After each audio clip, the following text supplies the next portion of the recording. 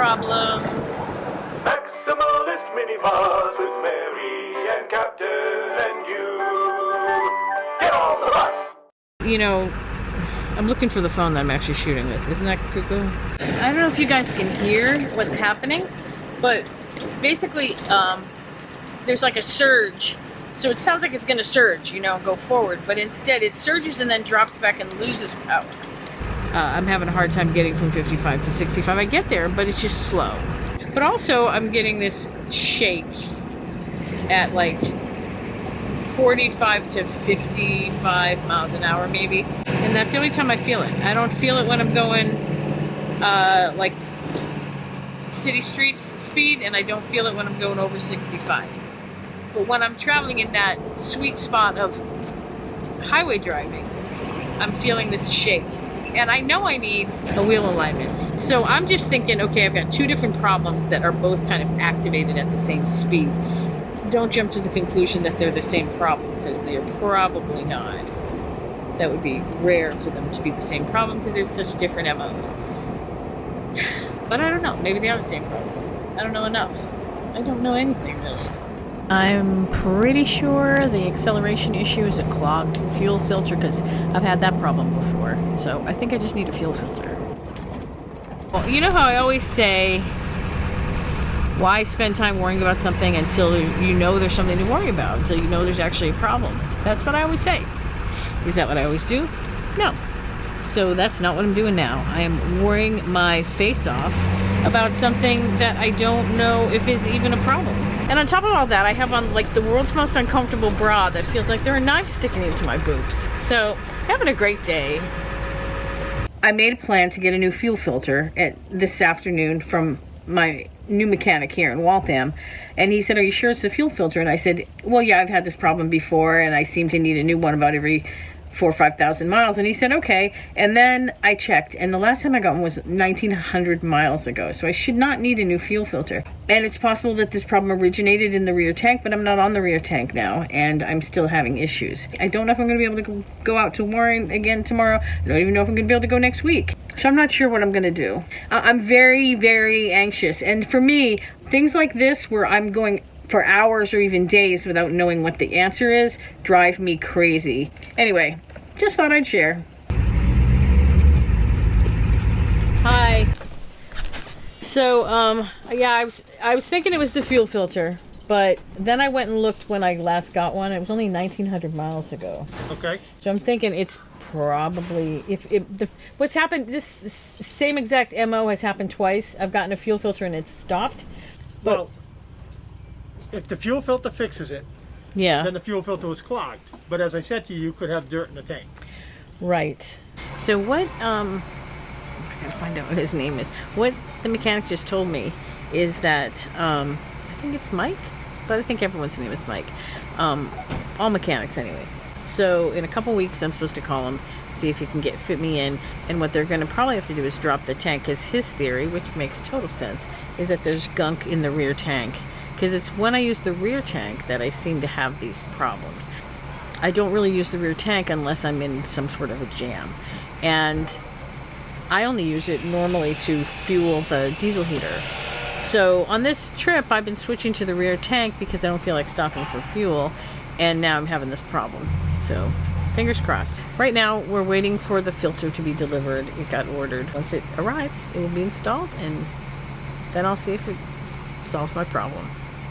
It did the last time, and the time before that as well. And in all of those occasions, the rear tank was involved. So I think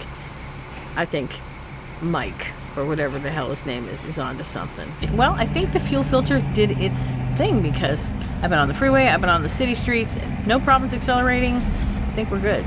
I'm going to pick up something that I bought on Craigslist for the bus build. I'm not going to show you what it is, because I want as much as possible for things to be a surprise when you actually see them. But shit, what's that sound?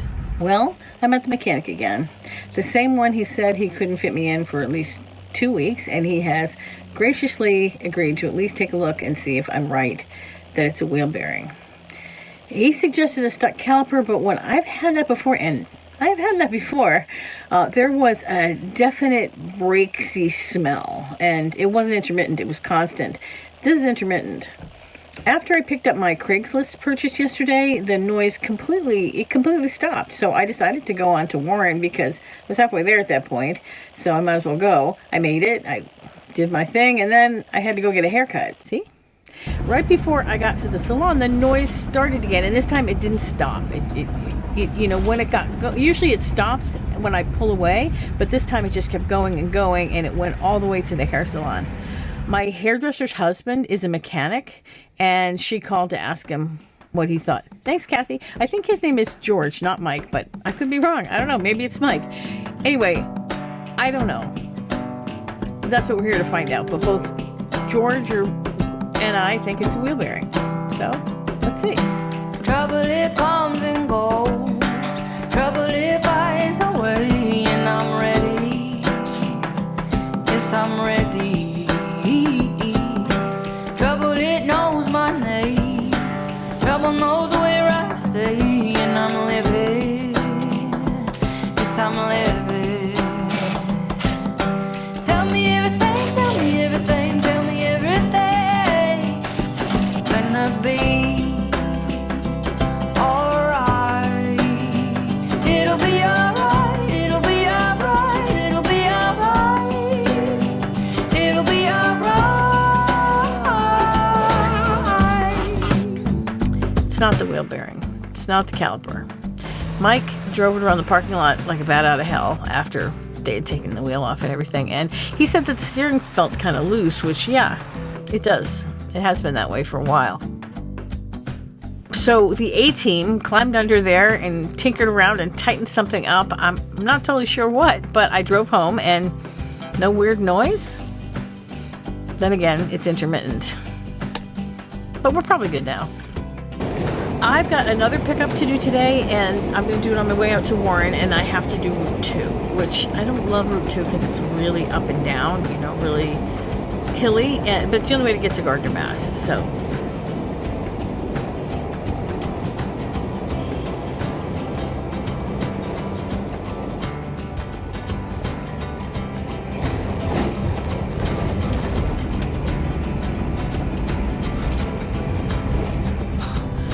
there's the noise again. I'm getting the shimmy.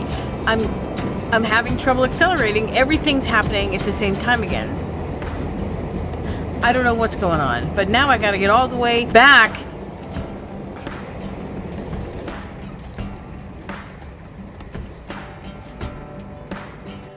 The bus rebuild is on hold for a week. I'm down for the count because Mike, his name actually is Mike. He can't do anything until Monday. And then, you know, for someone who loves a good mystery, I hate this kind of mystery, the unsolved automotive kind. It's not like I don't know that things are going to be all right. It's just the discomfort all the way to all right, the anticipation of the cost, all the time I'm going to lose. Plus, all my stuff is all over the floor in Warren.